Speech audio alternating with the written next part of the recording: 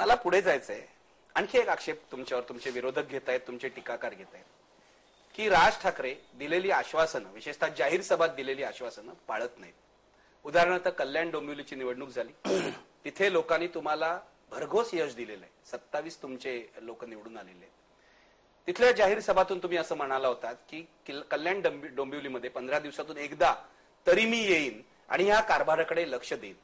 4 महिन्यामध्ये तुम्ही फक्त एकदाच तिथे गेलेला. मी तसं 2दा जाऊन आलो या सगळ्या काळामध्ये. कसं असतं, माझी एक तेव्हा पण मी सांगताना मी त्यांना हेच सांगितलं होतं, मी लोकांनी काही हातचं राखून काही दिलं अशातला काही भाग नाहीये. लोकांनीही भरभरून दिलं, परंतु त्या सत्ता हातामध्ये नाही आली. या सगळ्या ह्याच्यामध्ये मला छोट्या राजकारणामध्ये इंटरेस्ट नसतो. म्हणजे काहीतरी छोट्या छोट्या गोष्टी जाऊन तिकडे काहीतरी चिंदीसोरगिरी करण्यात. सत्ता आली असती तर आनंदच होता, परंतु आजही याचा अर्थ मी कल्याण डोंबिवलीकडे दुर्लक्ष करतो अशातला काही भाग नाहीये. आज मध्यंतरी मी ज्याला आयुक्तांना जाऊन भेटलो, तिकडच्या काही मी आर्किटेक्ट लोकांना मी त्यांना सांगितलं, त्यांच्याकडनं आता प्लॅन आल्यावरती मी परत तिकडे जाईन. आता कसं असतं की एक सत्ता आल्यावरती तुम्ही दर 15 दिवसांनी जाणं, आणि आज सत्ता नाहीये, तुम्ही विरोधी पक्षामध्ये आहात, आणि त्याच्यामध्ये साधारणपणे महिना दीड महिन्यातनं तुम्ही एकदा जाणं आणि त्या सगळ्या गोष्टी होत आहेत की नाही पाहणं. कारण आता कसं आहे, आता जी भूमिका आहे ती विरोधी पक्षाची भूमिका आहे. माझ्या लोकांना मी त्याला तिकडे सांगितलेलंच आहे, विरोधासाठी विरोध करायचा नाही, चांगल्या योजनेला विरोध अजिबात करायचा नाही, परंतु माझ्याकडनं ज्या काही योजना येतील त्याही तिथल्या सत्ताधाऱ्यांनी हा विरोधक आहे म्हणून त्या नाकारून पण चालायचं नाही. नाहीतर कल्याण डोंबिवलीमधल्या जनतेला काही मिळायचं नाही. आणि मला असल्या घाणेरड्या राजकारणामध्ये त्या शहरांची वाट लावायची नाही. याच्यासाठी मला जे जे शक्य आहे की आत्ता त्या आयुक्तांना भेटणं, आयुक्त चांगले आहेत ते सोनवणे, त्यांच्याशी बोलून घेतलं. त्यांच्यासमोर मी आता काही एका गोष्टींचा प्लॅनिंग ठेवतोय, देतोय, आणि त्याच्यावर सुरू होईल. ते सुरू झाल्यानंतर हे होतंय की नाही बघणं, याच्यासाठी त्याला वेग येईल. मग माझं जाणं जास्ती वाढेल तिथे. पण एक तुम्हाला गोष्ट सांगतो, मी असली कुठेतरी नुसतीच मतं मिळवण्यासाठी काहीतरी खोटं सांगायचं आहे ना, असं आपण नाशिकला बघा ना, मध्यंतरी माझ्यावरती तो एक आरोप झाला की यांनी गोदा पार्कचा. अहो, गोदा पार्क मी जेव्हा पाहत होतो तेव्हा कसं होतं हे पण पहा ना तुम्ही. जेव्हा करत होतो त्यावेळेला ते कसं होतं. त्याच्यानंतर मी शिवसेनेतनंच बाहेर पडलो, मी माझा स्वतःचा पक्ष काढला, बरोबर आहे. त्या पक्षामध्ये आज आमदार माझे 1 वर्ष झालेत निवडून आलेत, बरोबर आहे. माझे जे तिकडचे नगरसेवक आहेत हे बोंबलून बोंबलून सांगून पण तिकडच्या सत्ता, आता तिकडे शिवसेना आणि काय इतर अपक्ष आणि या सगळ्या लोकांचं तिकडे आहे. केलं होतं ना मी ते सगळं व्यवस्थित नीट, त्या सगळ्या गोष्टी चालू होतं ना. मध्यंतरी ज्याला गोदावरी नदीला ज्याला पूर आला त्यावेळेला ते सगळं खचलं तिथलं, बरोबर. त्याच्यानंतर महानगरपालिकेने ज्या गोष्टी करायला पाहिजे होत्या त्या नाही केल्या, त्याचा खापर माझ्यावर फोडत आहे. पण माझं फक्त एवढंच म्हणणं आहे की पूर्ण हातात द्या, नाही केलं नक्की शिवाय द्या.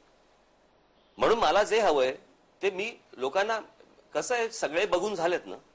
नाही, हे तुमचं बरोबर आहे. हा तुमचा आग्रह गेल्या विधानसभेला पण होता की दिलं तर पूर्ण द्या, पूर्ण द्या. पण मला तुम्हाला इथे विचारायचं आहे, तुमचे नगरसेवक 27 नगरसेवक कल्याण डोंबिवलीत आहेत, नाशिकमध्ये काही आहेत, पुण्यामध्ये काही आहेत, मुंबईमध्ये आहेत.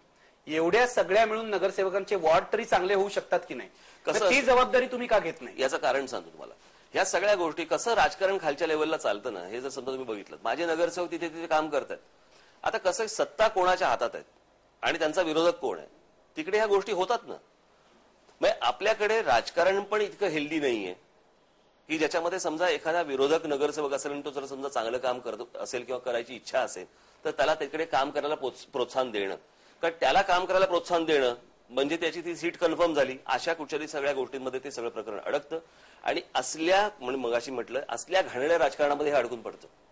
म्हणजे माझ्या नगरसेवकांची भले काही जरी इच्छा असली तिकडे काही करून दाखवायची, तरी त्याला जो इतर जो सपोर्ट लागतो, म्हणजे वॉर्ड ऑफिसर पासून जो सपोर्ट लागतो तो तरी केला पाहिजे. पण मग तो मिळत नाही. काही ठिकाणी नाही मिळत, काही ठिकाणी मिळतो. काही ठिकाणी आमचे नगरसेवक अग्रेसिव्हली ती गोष्ट करून घेतात, आक्रमकपणे ती गोष्ट करून घेतात. आमच्या दिलीप लांडेंच्या इकडे आता परवा दिवशी मी बागेचं उद्घाटन केलं, अप्रतिम बाग केली, जिकडे काहीतरी मला असं वाटतं नुसती काहीतरी घाण पडायची आणि तिकडे कचरा होता वगैरे वगैरे. आज उत्तम त्यांनी तिकडे बाग केलेली आहे. आमचे वसंत मोरे आहेत पुण्याला, त्यांच्या इकडे एक मोठं उद्यान झालेलं आहे किंवा इतर काही त्यांच्याकडचे प्रकल्प कार्यक्रम सुरू आहेत. सो हे सुरूच आहे ना, हे कार्यक्रम काम करतातच आहेत लोक, परंतु ते दिसणं कसं होतं की हे वॉर्ड लेवलला दिसणं आणि ज्याला एक शहराच्या लेवलवरचा एक इम्पॅक्ट ज्याला म्हणतो, तो इम्पॅक्ट जर समजा करायचा असेल तर त्याच्यासाठी म्हणून तुम्हाला पूर्ण सत्ताच द्यावी लागेल ना.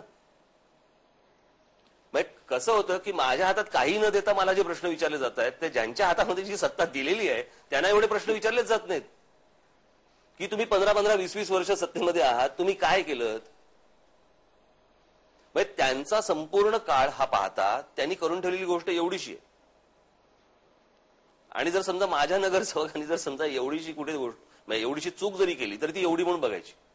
कारण तुम्ही अपेक्षा वाढवून ठेवल्या. मला मान्य आहेत ना, मी कुठे नाकारतो ती गोष्ट, मी नाकारतच नाहीये. पण माझी फक्त एवढंच म्हणणं आहे की ही त्या ज्या अपेक्षा आहेत त्या पूर्ण करायच्या असतील तर त्याच्यासाठी पूर्ण सत्ता हवी. ही अशातनं ना राज्याचं भलं होणार ना आपल्या शहराचं भलं होणार. माझं असं म्हणणं नाही की माझ्या साहित्याच्या हातामध्ये एक पूर्ण सत्ता द्यावी, कोणाच्याही, पण ती पूर्ण द्यावी. पूर्ण सत्ता देण्याचा तुमचा आग्रह समजू शकतो, पण लोक इथे असं म्हणतायत की तुमचे 27 नगरसेवक कल्याण डोंबिवली आहेत, बाकी ठिकाणी 6-7 का असे ना पुण्यामध्ये आहेत. या सगळ्या नगरसेवकांवर आणि 13 आमदारांवर तुमचं पूर्ण नियंत्रण आहे. कारण आरोप काय होतात मी तुम्हाला सांगतो की हे यातले काही नगरसेवक टेंडरबाजी करतायत, ते पुन्हा त्या रॅकेट्समध्ये शिरलेले आहेत. आमदार सुद्धा जे इतर पक्षाचे लोक करतात तेच करतायत. तेव्हा राज ठाकरेंचा जो वचक आहे, एरवी जो वचक आहे, तो कामात दिसतो का? कसं आहे, मी एक गोष्ट सांगतो, हा झाला आरोप. प्रत्यक्षात काय हे कोणी बघायचं. शेवटी माझे विरोधक इतक्या सगळ्याच बाजूनी माझे विरोधक आहेत, ते आरोप करणारच आहेत. जर समजा असले त्यांचे आरोप असतील तर त्यांनी सिद्ध करावेत, सांगावं की हा माझा नगरसेवक या टेंडरमध्ये अडकलाय म्हणून. म्हणजे माझे नगरसेवक सत्तेत नाहीत, ते कुठून टेंडरमध्ये अडकणार. पण ते कुठच्या तरी समितीत असतात. नाही, म्हणूनच सांगतो ना की ह्या समितीमध्ये त्यांनी का होकार दिलाय किंवा त्यांनी का पॉझिटिव्ह गोष्ट केली आहे, का तो का तिथे हजर राहिलेला नाहीये, ह्या सगळ्या गोष्टी तर मला कळू देत ना. मी तुम्हाला एक गोष्ट सांगतो की असली कुठचीही गोष्ट केलेल्या कुठच्याही नगरसेवकाला, आमदाराला मी स्पेअर करणार नाही. तुम्ही कारवाई कराल 100%. कारण या सगळ्या गोष्टी करण्यासाठी मी पक्ष काढलेला नाही. आणि आजपर्यंत जे राजकारण या महाराष्ट्रामध्ये घडलं झालं तेच पुन्हा मला पुढे चालू द्यायचं नाहीये. आज काय झालंय, एक पहिली गोष्ट आपण एक बघितलं पाहिजे. शेवटी तुम्ही काय मी काय, आपण पण एक जनतेचाच भाग आहोत. ते पक्ष आणि चॅनल हा भाग सोडून द्या. परंतु सगळ्या बाजूनी, मग तो ट्रॅफिकचा भाग असेल किंवा नोकऱ्यांचा असेल, इथं सगळ्याच बाजूनी इतका आपण सगळे गांजलेलो आहोत. आणि त्याच्यामुळे पेशन्स पटकन तुटतो आपला. आणि तो पेशन्स तुटला की कोणतरी एक लागतो त्याला समोर. मग तो नगरसेवक असेल, तो आमदार असेल, तो कोणी असेल.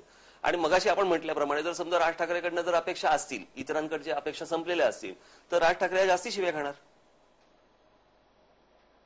तो जेव्हा पेशन्स तुटलेला असेल तेव्हा मी जास्ती शिव्या खाणार. आणि माझं काही हरकत नाही. शेवटी